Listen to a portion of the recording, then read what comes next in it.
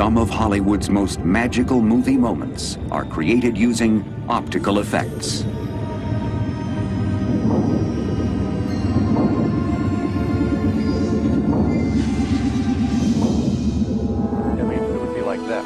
Elements which could never be shot together are filmed separately and then combined seamlessly into a single image. Now in complete control! Almost every film ever made contains a number of optical effects, and sometimes that number is in the hundreds. Four-time Academy Award winner Ken Ralston is known as a modern-day master of optical illusions. Today, we'll catch up with Ken as he embarks on a new project at his longtime home, George Lucas's Industrial Light and Magic. We'll also find out how optical effects help make King Kong come alive. And we'll meet the legendary Linwood Dunn, whose optical printer changed the way films were made. Coming up, we unveil the secrets of Hollywood's optical magicians on Movie Magic.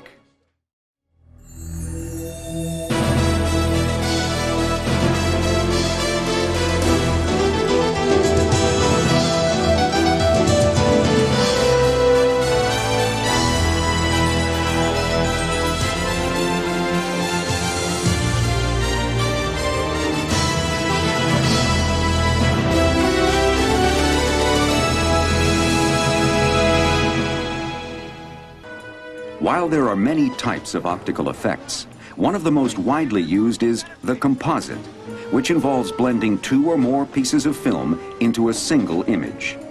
This process is not as simple as it sounds. In the early days, composite shots for films like The Great Train Robbery were done right inside the camera. Director Edwin S. Porter shot the moving background first, covering a portion of the lens. He then rewound the film, covered the other portion of the lens, and shot the actors.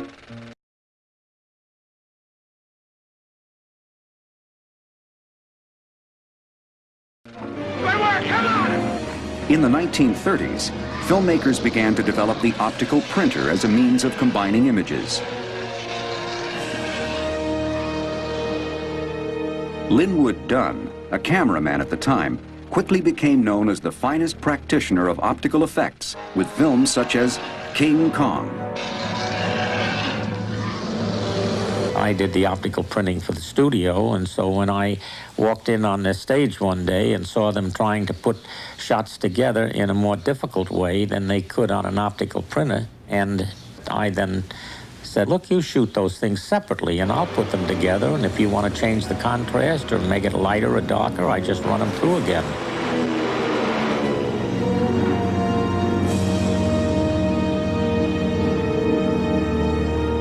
Five years later, in 1938, Dunn was presented with an especially difficult optical challenge. He had to combine shots of stars Katharine Hepburn and Cary Grant with a full-grown leopard named Baby. The optical printer was used in bringing up Baby because they found early in the film that the trained leopard was a little too dangerous to have in with the principal actors. The shot, for example, where up in the hallway, Cary Grant walks through, gets in an elevator, the leopard follows him, and then Hepburn follows the leopard, were all shot separately. But we always had to shoot the leopard first because we wanted to see how fast he walked. そして次にグラントだけのショットを撮影し、最後がヘップバーン。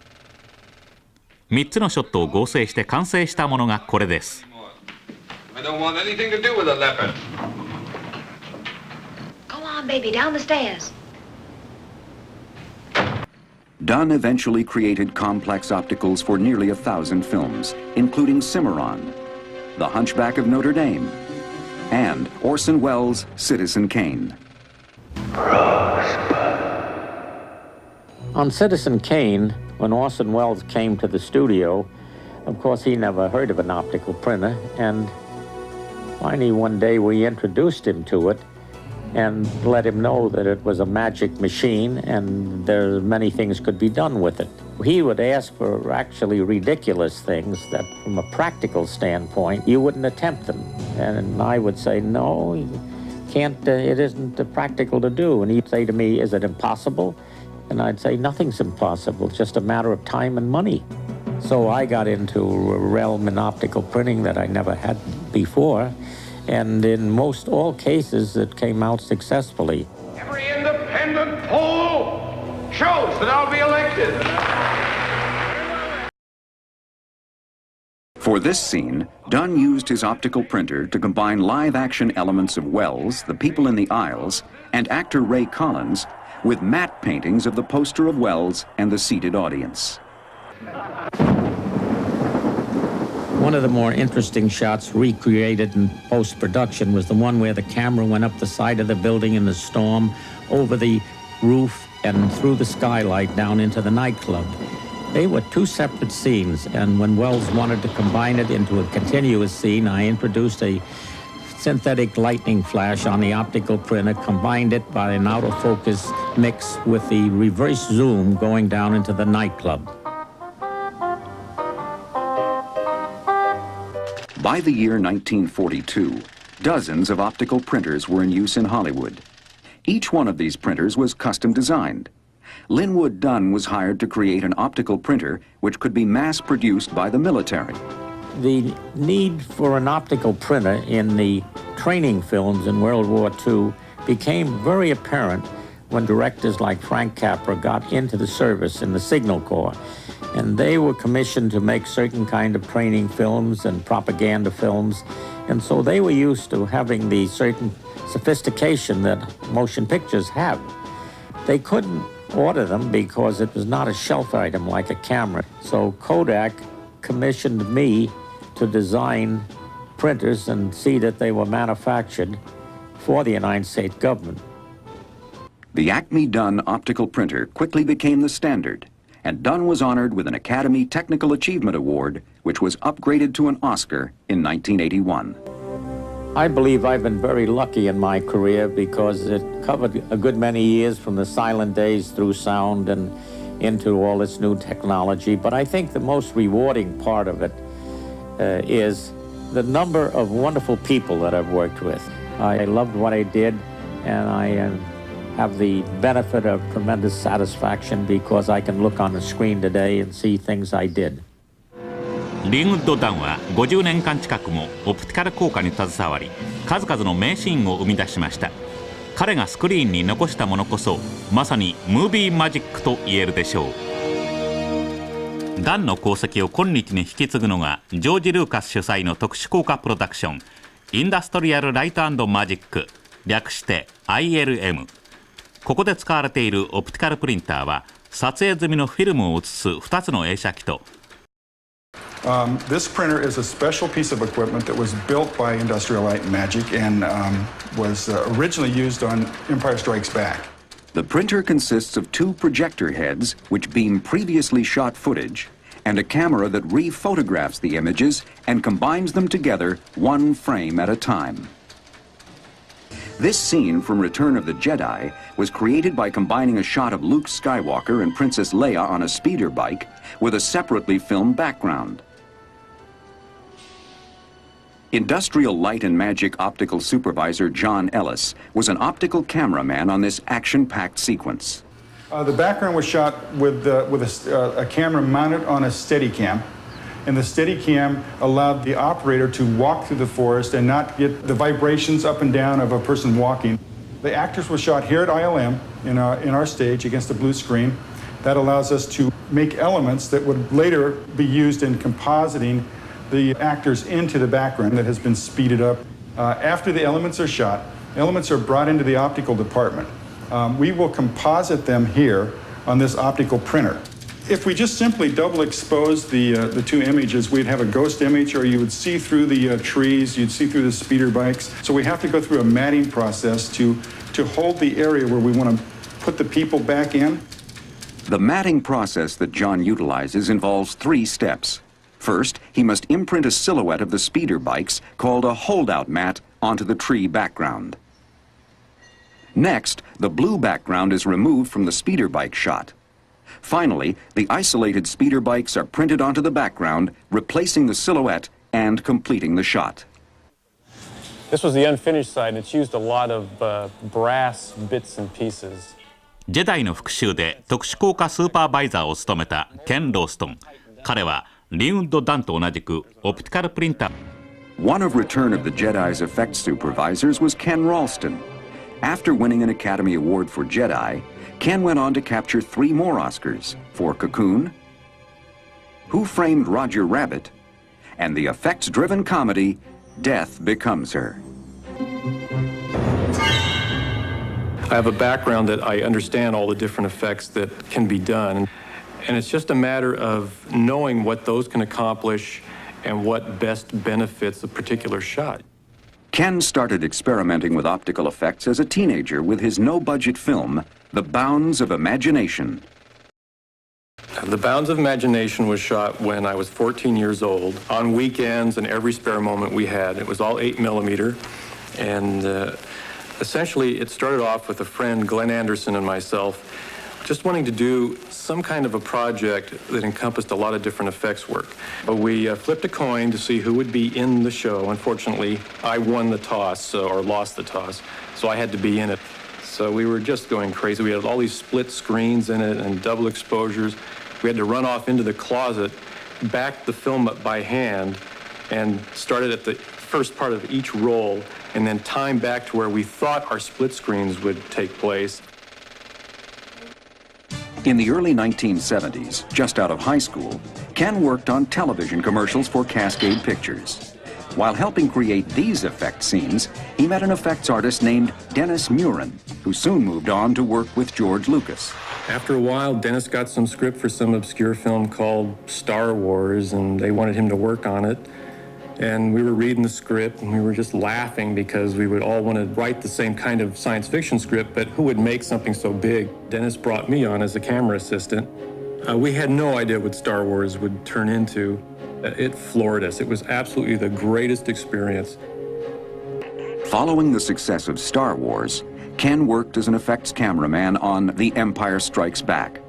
3 years later, he rose to the rank of effects supervisor on The Return of the Jedi. As their reputation grew, Ken Ralston and ILM were called on to create ever more difficult composite shots. In this scene from Back to the Future 2, star Michael J. Fox appears as 3 different characters. To achieve this effect, Fox would perform as one character, have his makeup changed, and then perform another role on the same set. The 3 performances were then combined together and printed onto a single piece of film. The pizza shot went on for 3 days, and we had to be on top of every little nuance going on in these shots to make it work. Ken Ralston is an effects artist who specializes in compositing multiple images. His Academy Award-winning work in Death Becomes Her utilized his background in optical effects, along with cutting-edge digital technology. The whole shots in Goldie Hawn, the ones that seem to need the computer graphics the most are the real beauty shots, the close-ups, where you really see the texture inside the hole, even though it's a subtle effect. This experience with digital technology is becoming increasingly necessary for effect shots that are ever more complex. It might be nicer to get more happening in here so we could do more, bend his arm a little bit more, so it's not just such a stiff feeling like that. Out of all the puppets we have, this one has the potential to do a little more movement than some of them do. Today, Ken is starting work on a big-budget television commercial about a toy army that attacks a refrigerator filled with Perrier's sparkling water. This will require several live-action elements, such as animated dolls, a bicycle, and a toy car. These elements will be integrated with toy soldiers created as computer-generated imagery, or CGI. This will require some elaborate compositing techniques. Ken first meets with producer Clint Goldman and production designer Harley Jessup to plan how the effects will be executed.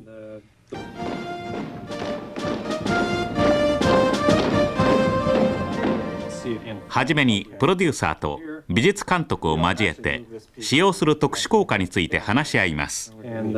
The bicyclists will be blue screen rod puppets. I was going to say, do you think it would help at all to shoot the bicycle in the actual shot instead of shooting it against blue screen? I would love to shoot it in the set, but the sets will have to make the bicyclists larger scale than the set just to get the rod puppets to work. So we'll have to shoot them blue screen and mat them in later. It's great working with Ken.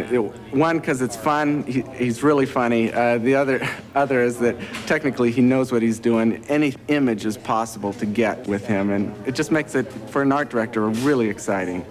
After looking over the storyboards, Ken works with ILM model makers to produce the collection of toys which will be brought to life. Have him be more active, like he's sitting here and then he runs back here and he sneaks out here and he runs in and he sneaks out here and he's just kind of trying to get a peek through all this stuff.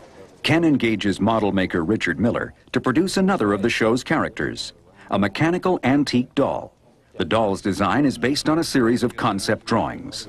She's also going to be in the last shot in the commercial, and Richard's sculpting her up, the mechanical puppet to be used, so, out of modeling clay and then cast it in. Fiberglass shell, so you can put the mechanics in the inside. The eyes will move. This is a radio-controlled eye mechanism for our doll's eye movement. What happens is this transmitter will send a signal to this little motor, and the motor turns the arm, which in turn rotates these eyes right and left. So what this means is we don't have to have rods or anything going into the head. We can just, by way of moving these joysticks on the transmitter here, we can have control over that. The doll will ride in a model Citroen fabricated by veteran ILM model maker Ira Keeler. Like it's a chrome-plated tin on the toy. Mm-hmm. Because that's fine. It's the more toy-like, the better. We're going to shoot this car blue screen. Camera will be on this side looking at it. It'll have a nice chassis bounce to it, so it looks like it's having some trouble. This doll will drive the Citroen. His head and arms will move in the shot.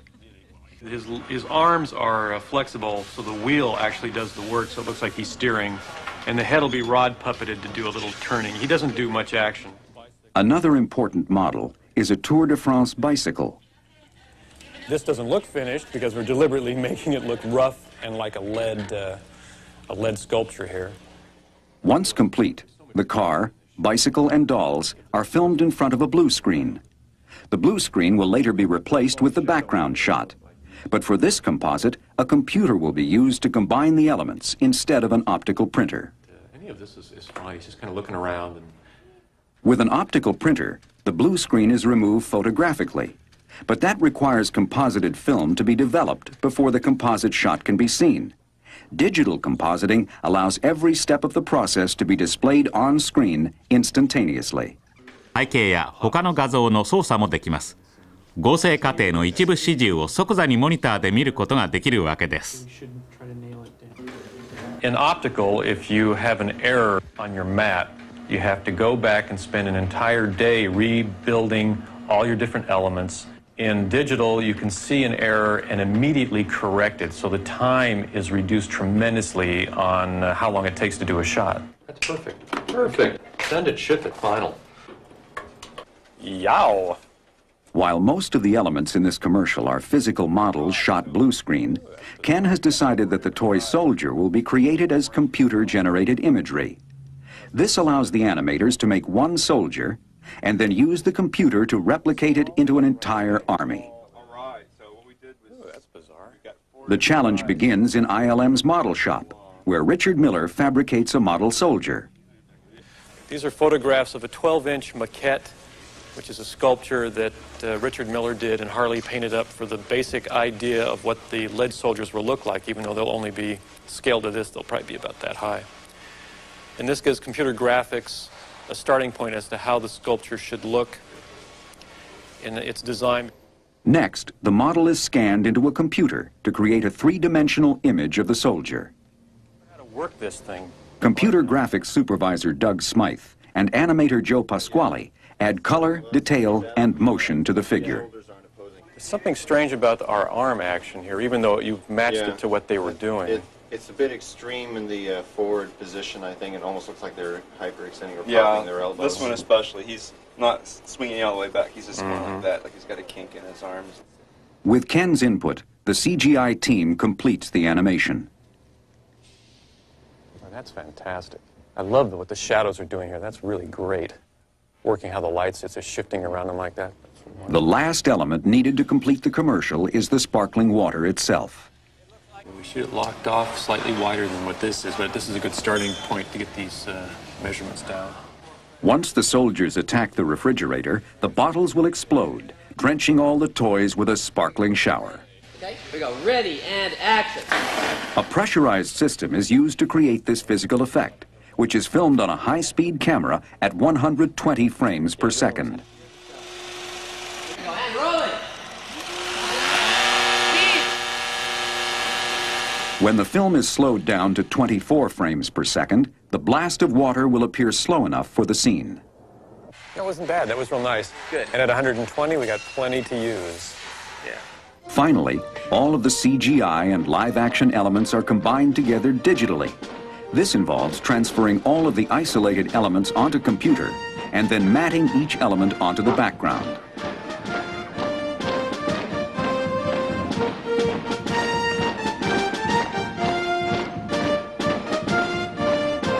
The result is a perfectly rendered CGI army brought to life in a mechanical toyland of epic proportions. At ILM, the spectacular has become the expected. But that doesn't stop Ken Ralston and his cohorts from continuing to look forward. And you're always trying to push that envelope, give the audience and the production people something that will, be unique. And trying to find that next unique image is a constant challenge. And I think that keeps us, those juices flowing. And it's what drives us crazy, and I think it's what inspires us the most.